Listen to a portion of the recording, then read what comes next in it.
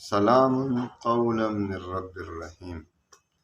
یہ اتنا طاقتور عمل ہے کہ آپ کی جو بھی حاجت ہوگی، پریشانی ہوگی، مالی پریشانی ہو، دشمنوں کا ہو، مال پر قبضہ کرنا چاہتے ہیں، آپ کے جائیداد پر، آپ کی زمین پر ناجائز قبضہ کرنا چاہتے ہیں، آپ نہ جنات آپ کو کا کچھ بگاڑ سکیں گے، نہ جادو، نہ مالی پریشانی، نہ دشمن۔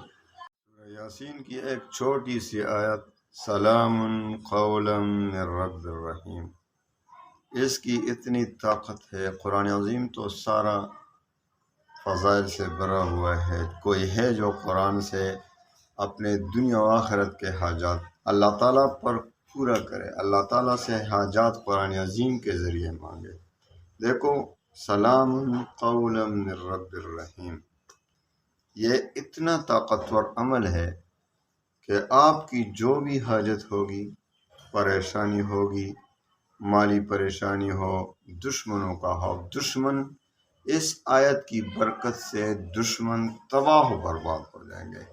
جو آپ کے مال پر قبضہ کرنا چاہتے ہیں، آپ کے جائیداد پر، آپ کی زمین پر ناجائز قبضہ کرنا چاہتے ہیں، آپ کو نقصان پہنچانا چاہتے ہیں، آپ کے دشمن ہوں، انشاءاللہ کوئی بھی دشمن نہیں رہے گا۔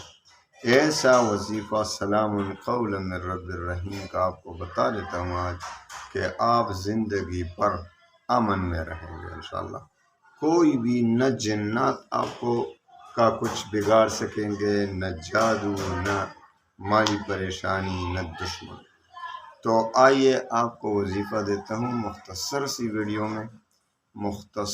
ویڈیو میں آپ کو یہ مختصر سا وظیفہ دیتا ہوں۔ انشاءاللہ العزیز چند ہی دن میں آپ کے تمام مسائل حل ہوں گے۔ تو اجازت عام ہے، کوئی بھی اجازت نہ مانگا کرے، کیونکہ آپ کو پتہ ہے میرے وظائف کی اجازت عام ہوتی ہے۔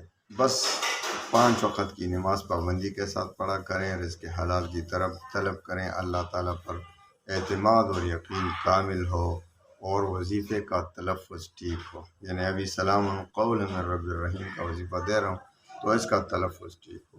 تو آئیے وظیفے کی طرف آتے ہیں۔ آپ کا جو بھی مقصد ہوگا، جس مقصد کے لیے آپ چاہتے ہیں، تو اس مقصد کے لیے آپ نے عصر اور مغرب کے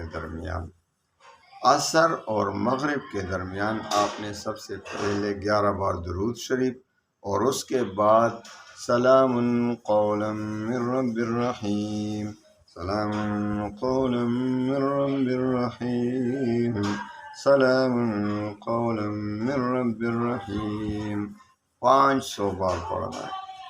500 بار سلام قولا من رب الرحیم، اور آخر میں پھر 11 بار درود شریف، اور پھر جس مقصد کے لیے آپ چاہتے ہیں یہ وظیفہ، تو اس مقصد کی دعا مانگیں اللہ سے۔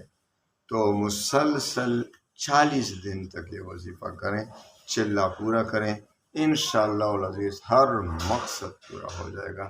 اللہ تعالیٰ تمام مسلمانوں کے غموم پریشانیوں کو خوشیوں میں بدل دے۔ وآخر دعوانا ان الحمدللہ۔